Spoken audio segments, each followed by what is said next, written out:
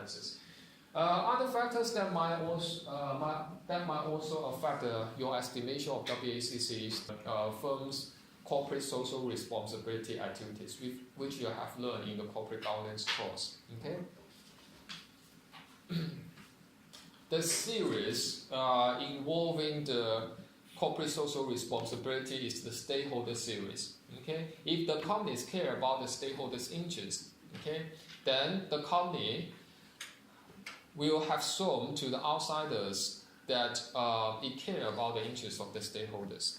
And the stakeholders are happy and willing to do business with the firm. Okay? And this helps the company establish and enhance its reputation in the long term. And the more customer and would be happy to do business with the firm. This do good to the firm. Okay? In terms of the future sales performance and also its creditworthiness. Okay? In such a case, because of the enhanced reputation, the company might find it easier to raise capital either from the equity market or from the debt market. Okay? And the cost of capital might be lower as a result. And also, the terminal growth rate can be higher. Okay? Right. I have mentioned this point in my sentence, in my lecture slides. Okay? Right. But if you are not certain about the effects of the corporate social responsibility, the effects of the company's earnings management, or the effects of the derivative usage on the expected cost of capital, then you do not need to consider these counter factors in your estimation of WACC. You just use this calculated WACC to discount the future AOP within your short run. Okay, right. After you have forecasted future sales, ATO and NOPM, you can proceed with calculating the AOP number for each year within your chosen forecast horizons, and use your 1 plus the WACC as the discount rate to discount the AOP, okay, to their respective present value. And therein, you can get the short-term value created by the firm, okay, which is corresponding with this part. Okay, right. And then the next is to estimate the long-term incremental value created by the firm. Okay, and here you have 3 assumptions to make. Okay, for estimating the terminal value, that is the long-term incremental value. Okay. Right, and for most of the listed firms, you can make the third assumption, the more optimistic assumption, initial growth. Okay, and this is the formula you should use to calculate the continuing value. And you can see here, the key element you need to forecast is the terminal growth rate. Okay, this is the terminal growth rate in AOP. As I mentioned earlier on, to forecast the terminal growth rate in AOP, your job is to forecast the terminal growth rate in sales. Okay? Right. Under those cost assumptions we make. Okay? Right. And how to come up with a relatively more reasonable forecast of the long-term growth rate in sales? There are 3 benchmarks you can consider. The first benchmark is the sales growth rate you have forecasted for your chosen forecast horizon.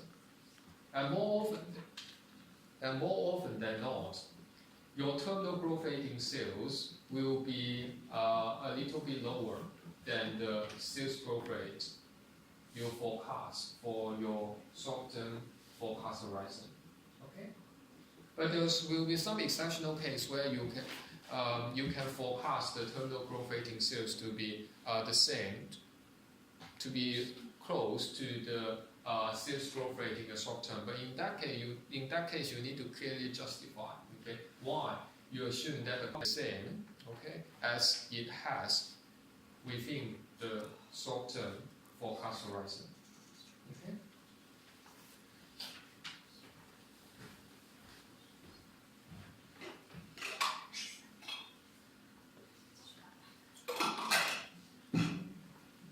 Well, this is a took out the time series benchmark for the sales growth rate within the short-term forecast horizons. There are two cross-sectional benchmarks you may consider. The first is the GDP growth rate. The second one is the industry sales growth rate. When using the GDP growth rate as the benchmark, you assume that the country's economy is mainly demand-driven. Okay? As such, the growth in overall market demand for the products or services could be regarded as equal to the GDP growth rate. Okay? So if it is the case, assume that the companies fail to maintain its competitive advantage beyond the short term. Okay? But in this case, the overall market demand for the products and services keep growing significantly in the long term compared with the overall supplies of the products or services. Okay? Because perhaps due to the increased population. Okay? So in such a case, even the company fails to maintain its competitive advantage, the company still can grow its sales at a rate that is relatively equal to the GDP growth rate. Okay? That is the growth rate in the overall market demand for the products or services. Okay?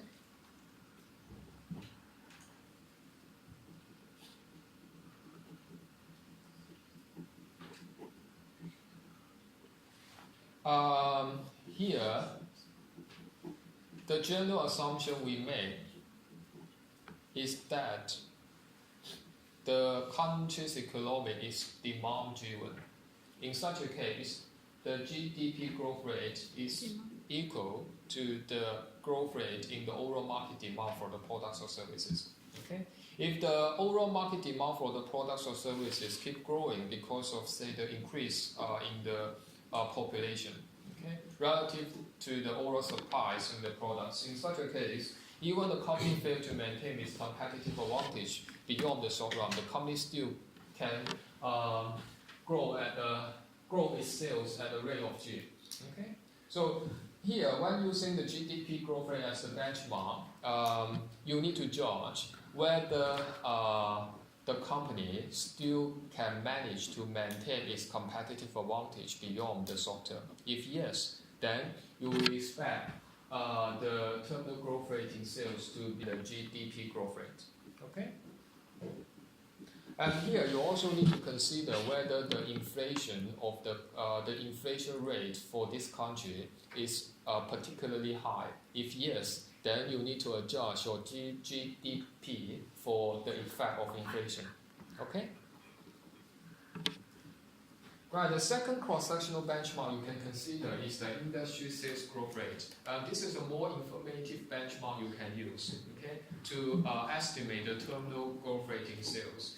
If you believe that the companies can outperform its industry peers and competitors, then you will expect the terminal growth rate of the company to be a little bit higher than the industry sales growth rate. Okay?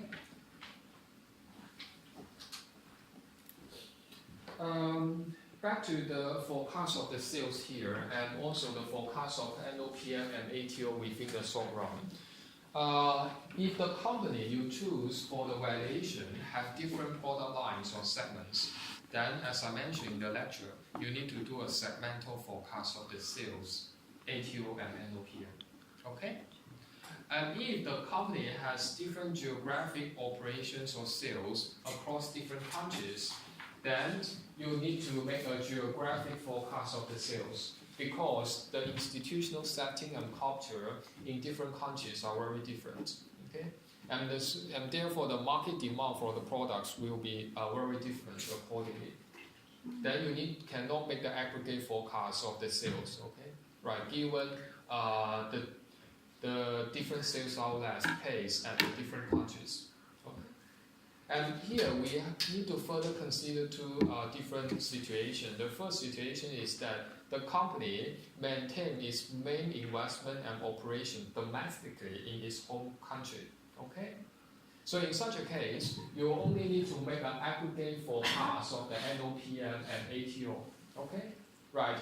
But the second situation is that the company outsources investment and operations overseas. Okay, say the company have acquired subsidiaries in mainland China.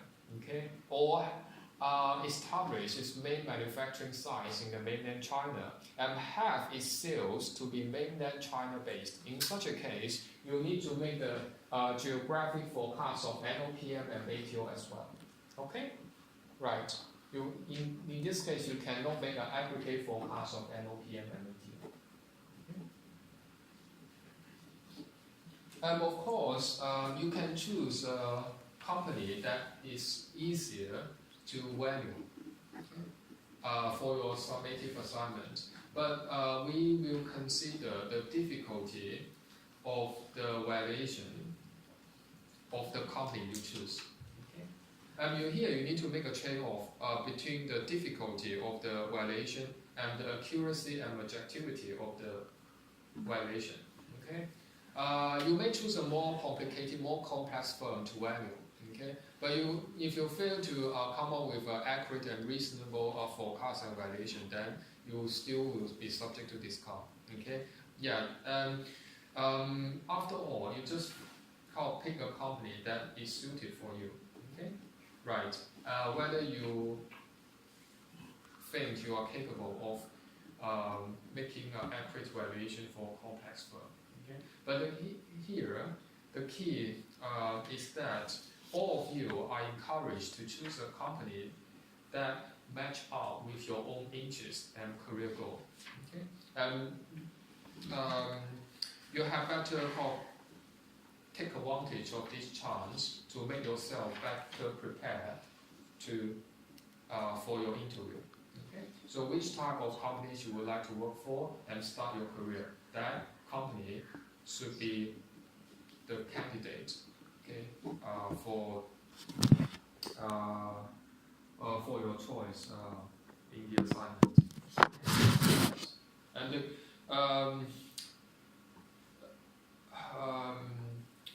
you need to finalize which company you should use for your summative assignment by the end of this month. Okay, and the deadline for the submission is early May. Okay? And you only have a little bit more than 1 month to engage with this assignment. Okay? The timing is important. Okay? You should use the latest financial statements. If by the end of this month, the latest financial statement for the most recent year has not been released, then you have better use the previous year's financial statements. Okay, right. If by the end of this month the latest financial statement has not been released, you use the previous year's one. Okay, right. Otherwise, please use the one that for the past year, for the 2018.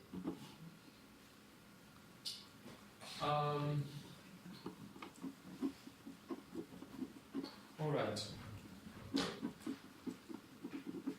Let's proceed with another valuation model. That is the free cash flow valuation model, which some of you should have learned in your merger and acquisition module. Okay, but actually, because as I mentioned, the free cash flow valuation model and the operating income valuation model are mathematically the same. So if you impose the same assumption and use the consistent forecast input, you still can reach exactly the same equity valuation results. Okay, first, please look at the mechanics of the free cash flow valuation model. Under this model, the value of the net operating assets are expressed as the present within your chosen forecast horizon plus the terminal value. Okay? In estimating the terminal value, again, you have 3 assumptions to make. And more often than not, we use the third assumption for the listed firms. One reason is that usually the listed firms are strong enough for being qualified for listing. Okay? Right. If a company wish for raising money from the equity market, okay, it has to be approved by the stock exchange commission, okay, of the country of interest. Okay. Without strong performance, the company cannot get itself listed on the stock exchange. Okay, so this is one reason why for most of the listed firms you can make a certain assumption. Okay, and the other reason is that nowadays the economic growth keep growing very fast. Okay, and the overall market demand for the products and services keep growing. Okay, so even the companies do not manage to maintain strong competitive advantage beyond the short run, the company still can grow its sales at a certain rate of G. Okay, so considering these two factors, okay, we can just readily use the third assumption, okay, for estimating the terminal value. Okay, right. Please look at this slide. You can see the free cash flow can be expressed as the net operating profit after tax minus the change in net operating assets. Okay, can be equal to sales times the NOPM minus this multiplier. Okay, right. So to forecast the FCF, your job is to forecast the sales, NOPM, and ATO, as well as the terminal growth rate in sales. Okay, right. You use the NOPM, ATO, and terminal growth rate. You have forecasted under the abnormal operating profit valuation model, and then you can use this number to calculate the free cash flow for each year within your chosen forecast horizons. For the long term, we assume that the NOPM, ATO, and terminal growth rate to be constant and remain unchanged. In such a case, this whole term is a constant. And as a result, the FCF is a linear function of the sales. If the sales grow at a constant rate of G, then FCF will grow at a constant rate of G. Okay, this is the same as we assume for the abnormal operating valuation model. Okay.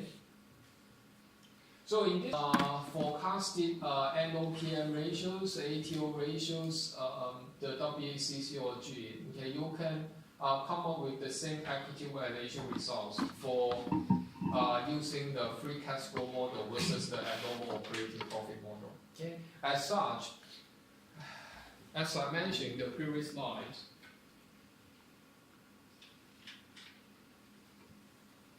you can use the free cash flow model to track its pulse whether you have got the calculation all correct for the application of a normal operating profit model. Okay.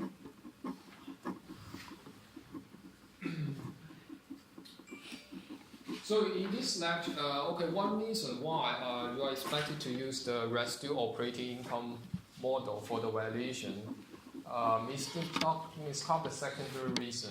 Okay, is that in another module, the merger and acquisition module, you are expected to use the free cash flow valuation model, right? To value the stocks. But mathematically, these two models are the same if you use the same forecast inputs. Okay, right.